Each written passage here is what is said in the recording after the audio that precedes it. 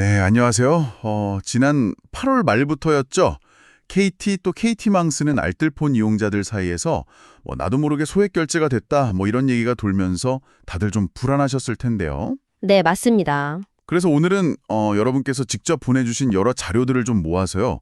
이 사건 도대체 어떻게 된 건지 또 그 이면에 뭐가 있는지 좀 깊이 파헤쳐 보려고 합니다. 네, 이게 2025년 8월 말부터 특히 수도권 일부 지역에서 집중적으로 터졌는데, 단순히 돈이 빠져나갔다 이걸 넘어서서요, 우리가 매일 쓰는 이 통신망 자체가 과연 안전한가, 이런 좀 근본적인 질문까지 던지게 된 사건이거든요. 아, 그렇죠. 보내주신 자료들 보니까 사건이 어떻게 시작됐는지부터 해서 KT가 어떻게 대응했는지, 또 정부 조사는 어떻게 됐고, 전문가들은 원인을 뭐라고 보는지, 심지어 해외 사례까지 아주 광범위하게 다루고 있더라고요. 맞습니다.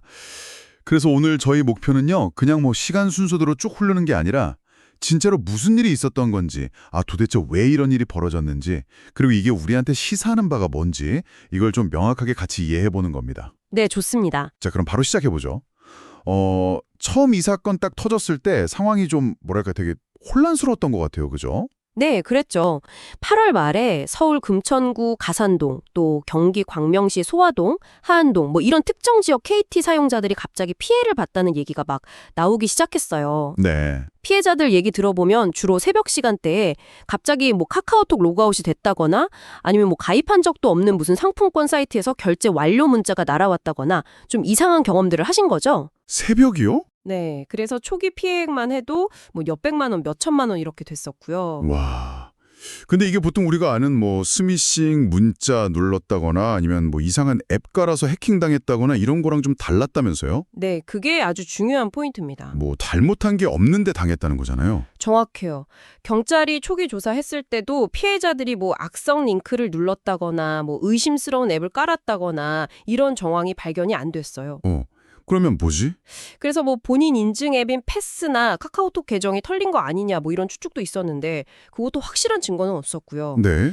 여기서 이제 주목할 점이 피해가 특정 지역에 몰려 있었다는 거, 그리고 KT 직접 가입자뿐만 아니라 KT 망을 쓰는 알뜰폰 사용자들한테서도 똑같은 피해가 나왔다는 거. 이게 중요합니다. 알뜰폰 사용자도요? 네.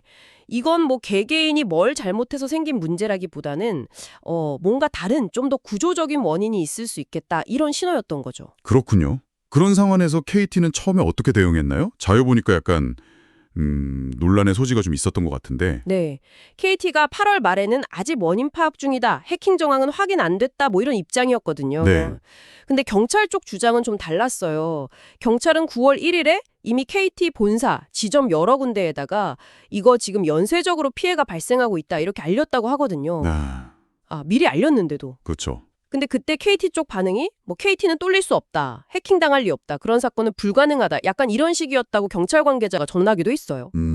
실제로 KT가 정보기관인 키사, 그러니까 한국인터넷진흥원에 침해 사고라고 공식 신고한 게 첫 피해 제보가 있고 나서 거의 12일이나 지난 9월 9일이었어요. 와, 12일이나요? 네, 그 사이에 홈페이지 공지도 늦었고 문자나 팝업 같은 걸로 좀 적극적으로 알려줬어야 하는 거 아니냐 이런 비판이 막 나왔죠.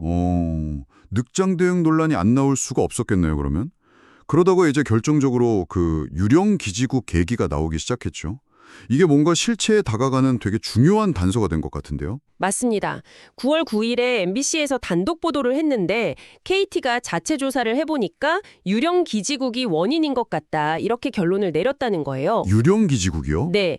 그러니까 원래 정상적인 KT 기지국 신호가 잡혀야 되는 지역인데 거기서 뭔가 비정상적인 가짜 기지국 신호가 하나 더 잡혔다는 거죠. 네. 근데 이 불법 기지국이 바로 펨토셀이라고 부르는 장비랑 관련이 깊다는 겁니다. 펨토셀, 저도 들어본 것 같기도 하고 그게 정확히 어떤 건가요? 펨토셀은 쉽게 말하면 아주 작은 소형 기지국이에요. 보통 건물 안이나 지하같이 전파가 잘 안 터지는 음영 지역을 없애거나 아니면 특정 장소에 통신 사용량이 몰릴 때 그걸 좀 분산시키려고 인터넷 회선에 연결해서 쓰는 장비거든요.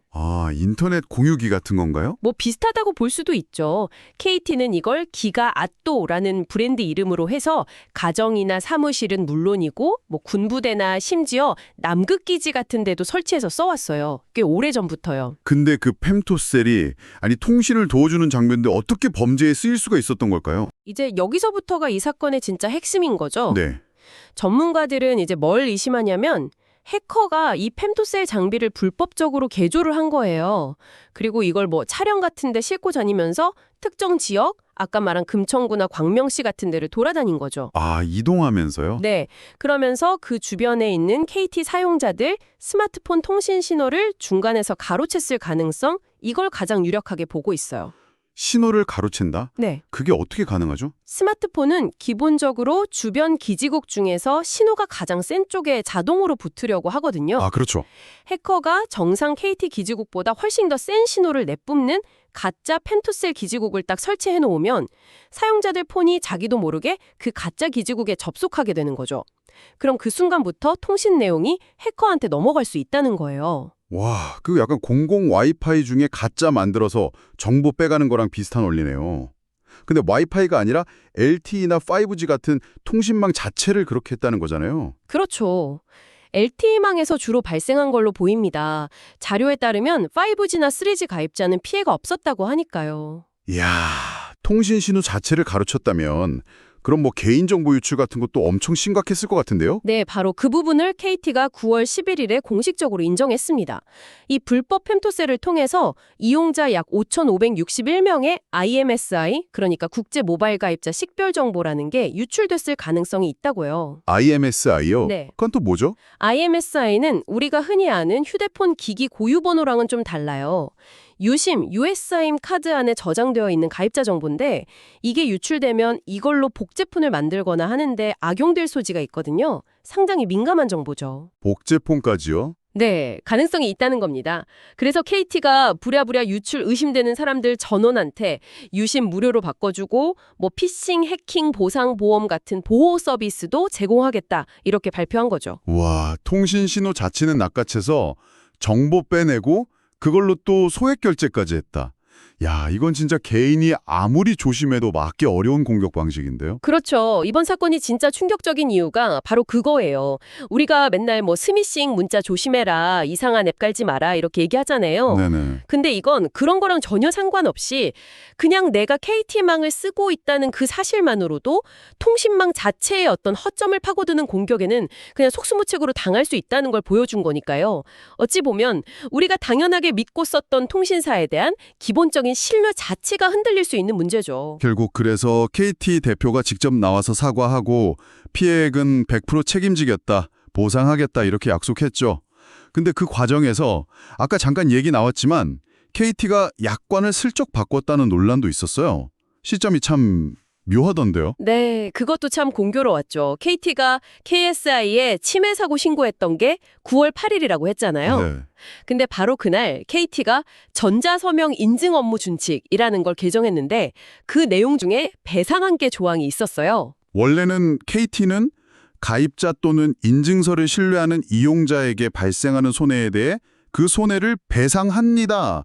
이렇게 명확하게 배상 원칙이 있었는데 네, 그게 정상이죠. 변경된 후에는 그 앞부분, 그 손해를 배상합니다는 부분이 싹 빠지고 그냥 KT가 고의 또는 과실이 없는 경우에는 그 배상 책임이 면제됩니다. 라는 단소 조항만 남은 거예요. 아니 그럼 배상한다는 원칙을 빼버리고 면책 조건만 남겨둔 거네요. 그렇죠. 그러다 보니까 아니 이거 사고 터지니까 책임 회피하려고 미리 장업한 거 아니냐 이런 비판이 막 쏟아졌죠. 시점이 너무 절묘하니까요. KT는 뭐 여기에 대해서 명확하게 해명하지는 않았던 걸로 알아요. 참, 일이 터지고 나서야 겨우 대응하는 모습도 그런데 이런 논란까지 더해지니까 이용자들 입장에서는 정말 답답하고 화가 났겠어요. 네, 충분히 그럴 수 있죠. 근데 이런 펨토셀을 이용한 공격 방식이요. 이게 뭐 세계 최초로 나온 완전히 새로운 수법은 또 아니라면서요. 네, 맞아요. 국내에서는 처음 보고된 사례라서 막 신종 수법이다 이렇게 알려지긴 했는데 자료들을 찾아보니까 해외에서는 이미 비슷한 사례들이 있었더라고요. 아, 진짜요? 어디서요? 미국 같은 경우는 이미 2018년에 수도 워싱턴 DC에서 이런 방식의 공격 가능성이 있다. 이런 내용이 담긴 정부 보고서까지 나왔다고 하고요. 심지어 노르웨이에서는 2023년에 실제로 이런 방식으로 개인정보 탈취하려던 시도가 적발되기도 했대요. 와, 이미 몇 년 전부터 경고가 있었고 실제 사건도 있었군요. 일본에서도 뭔가 비슷한 의심 사례가 있었다면서요? 그렇습니다. 바로 올해 2025년 4월인데요. 도쿄 시부야에서 어떤 검은색 차량 트렁크에 막 배터리랑 냉각팬 달린 이상한 큰 기계를 싣고 다니는 게 목격됐다는 보도가 있었어요. 네. 근데 그 차가 나타난 지역 근처에서 스마트폰들이 갑자기 건회, 그러니까 서비스 불가 상태가 되거나 먹통이 되는 현상이 발생했고요. 또 동시에 신용카드가 정지됐으니 재사용하려면 이 URL을 클릭하라 라는 식의 사기 문자 메시지가 막 발송됐다고 해요. 뭔가 이번 KT 사건이랑 되게 비슷한데요? 그렇죠. 당시 일본 통신사들은 뭐 상황 파악 중이다, 아직 고객 피해는 보고된 거 없다 이렇게 답변하긴 했는데 정황상 가짜 기지국을 이용한 공격의 가능성이 매우 높아 보였죠. 이번 KT 사건이랑 아주 유사합니다. 이야, 해외에 이미 이런 사례가 있었다면, 아니 국내 통신사들이 이런 종류의 위협에 대해서 미리 좀 대비를 할 수는 없었을까요? 왜 유독 KT에서만 이렇게 큰 문제가 터졌는지 이것도 좀 궁금해지는데요. 아, 그거 정말 정확한 지적이십니다. 전문가들도 그 부분을 많이 의심하고 있어요. 네. KT가 다른 통신사들에 비해서 좀 일찍 2010년대부터 이 펜토셀, 그러니까 기가아토를 꽤 광범위하게 보급을 해왔거든요. 그런데 그 과정에서 이 기기들을 인증하거나 관리하는 시스템에 뭔가 좀 허점이 있었던 거 아니냐 이런 의혹을 제기하는 거죠. 관리 부실 가능성이군요. 네, 다른 통신사들도 펜토셀을 아예 안 쓰는 건 아닌데 왜 유독 KT망에서만 이렇게 대규모 피해가 터졌냐는 질문에 대한 답을 여기서 찾는 겁니다. 물론 뭐 내부자 소행 가능성도 아예 배제할 수는 없어요. 내부자요? 네, 이게 통신망에 대한 꽤 전문적인 지식이 필요한 범죄 방식이잖아요. 그러니까 뭐 KT 협력사 직원이라든지 내부 정보에 접근할 수 있는 사람이 연루됐을 가능성도 경찰이 수사선상에 올려놓고 보고 있습니다. 만약 이게 사실로 밝혀지면 정말 큰 문제가 되는 거죠. KT는 뭐 정보통신망법 위반, 개인정보보호법 위반으로 엄청난 과징금을 물 수도 있고요. 내부자 소행이라면 정말 심각한데요. KT는 물론 뭐 확인된 바 없다고 부인하고 있지만요. 자, 그럼 이제 슬슬 정리를 좀 해볼까요? 이번 사태의 핵심 내용을 다시 한번 요약해보고 또 우리가 지금 당장 뭘 할 수 있는지 그 대응책을 좀 짚어보는 게 중요할 것 같습니다. 네, 좋습니다. 요약하자면 이번 사건은 불법으로 개조된 펜토셀이라는 소형 기지국을 이용해서 KT나 KT망 알뜰폰 사용자의 통신 신호를 중간에서 가로채고 그걸 통해서 IMSI 같은 개인 식별 정보를 빼낸 뒤에 무단으로 소액 결제를 시도한 사건이다. 이렇게 정리할 수 있겠습니다. 네. 그래서 약 5,561명의 개인정보 유출 가능성이 확인됐고 KT는 결국 공식 사과하고 피해액 전액 보상 그리고 유심 무료 교체까지 약속을 했죠. 하지만 그 과정에서 초기 대응이 늦었다는 점, 또 약관 변경 논란 같은 것들 때문에 신뢰도에 좀 타격을 입었습니다. 이 사건이 우리한테 주는 가장 큰 교훈이랄까 시사점은 뭘까요? 역시 가장 중요한 건 개인이 아무리 조심해도 막을 수 없는 그런 종류의 공격이 현실화되었다는 점이죠. 통신 네트워크 자체의 취약점을 이용한 공격이 가능하다는 게 증명된 거니까요. 네. 단순히 뭐 문자 메시지 링크 조심하고 앱 함부로 안 깔고 이 정도 수준의 주의를 넘어서서 우리가 그냥 믿고 쓰는 이 통신 인프라 자체의 보안에 대해서 다시 한번 생각해보게 만드는 그런 계기가 됐다고 봅니다. 그렇다면 지금 당장 우리 청취자분들이 할 수 있는 예방 조치 같은 건 뭐가 있을까요? 자료에 나온 내용을 중심으로 좀 알려주시죠. 네, 현실적으로 개인이 가장 확실하게 취할 수 있는 방법은 역시 소액 결제 완전 차단입니다. 이걸 막아버리는 거죠. 아예 막아버리는 거요? 네, KT 이용자분들은 고객센터 뭐 114나 080-001-016번으로 전화하시거나 아니면 직접 KT 플라자에 방문해서 신청하실 수 있고요. KT망 쓰는 알뜰폰 이용자분들은 각자 쓰고 계신 그 알뜰폰 통신사 고객센터에 문의를 하셔야 합니다. 다른 통신사도 가능한가요? 한번 완전 차단을 해놓으면 나중에 다시 풀기가 되게 까다로워요. 온라인이나 전화 같은 비대면 방식으로는 거의 해제가 안 되고요. 아, 그래요? 네, 다시 소액 결제를 쓰고 싶으면 본인이 직접 신분증 들고 통신사 지점, KT 같은 경우는 KT 플라자를 직접 방문해야 되는 번거로움이 있습니다. 그러니까 사실상 한번 차단하면 그 번호로는 소액 결제를 거의 영구적으로 포기한다. 이렇게 생각하시는 게 마음 편할 수 있어요. 아, 그럼 소액결제 가끔이라도 쓰시는 분들은 좀 고민이 되겠네요. 그렇죠. 그리고 일부 알뜰폰 회사 중에는 이 완전 차단 기능 자체가 아예 없는 곳도 있을 수 있고요. 이건 좀 확인이 필요합니다. 그렇군요. 그럼 다른 방법은 없을까요? 차단 말고는요. 또 다른 대안으로는 KT가 이번 사태 이후에 내놓은 피싱 해킹 안심보험에 가입하는 걸 고려해 볼 수 있습니다. 아, 보험이요? 네, KT 본인 가입자뿐만 아니라 KT망 쓰는 알뜰폰 사용자 전체를 대상으로 제공한다고 하는데요. KT 고객은 가까운 지점 방문해서 신청하면 되고 알뜰폰 고객은 KT 마이 알뜰폰이라는 앱을 통해서 가입할 수 있다고 합니다. 오, 이건 좀 괜찮은데요? 네, 근데 이것도 좀 아쉬운 점은 가입하고 나서 6개월까지만 보장이 된다는 한계가 있어요. 영구적인 대책은 아닌 거죠. 아, 6개월. 네, 이것도 좀 제한적이긴 하네요. 그럼 결국 현재로서는 개인이 할 수 있는 가장 확실한 건 소액 결제를 아예 차단하는 거고 차선책으로 6개월짜리 안심보험을 드는 거. 이 정도가 되겠군요. 우리가 너무나 당연하게 생각했던 통신망의 허점이 이렇게 드러난 사건이었어요. 맞습니다. KT가 뭐 보상도 하고 기술적으로 보완하겠다고 약속은 했지만 이번 사건은 단순히 KT라는 한 기업의 문제를 넘어서는 것 같아요.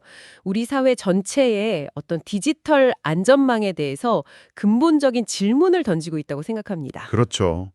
femtocell 같은 기술은 앞으로도 계속 발전하고 더 많이 활용될 텐데 점점 더 교묘해지고 지능화된 이런 네트워크 공격 앞에서 과연 개인의 주의만으로 이걸 다 막아낼 수 있을까? 요즘 회의적인 거죠. 어쩌면 이번 사건을 계기로 더 이상 개인한테만 조심하세요라고 책임을 미룰 게 아니라 통신사업자나 정부 차원에서 훨씬 더 강력하고 좀 선제적인 네트워크 보안 시스템을 구축하는 그런 논의가 꼭 필요하지 않을까 뭐 그런 생각이 드네요. 네, 저도 전적으로 동감합니다. 네. 오늘 저희가 함께 파헤쳐본 이 이야기가 청취자 여러분의 안전한 통신 생활을 위한 작게나마 어떤 성찰의 계기가 되었기를 바랍니다. 오늘 이야기는 여기까지 듣겠습니다. 감사합니다. 네, 감사합니다.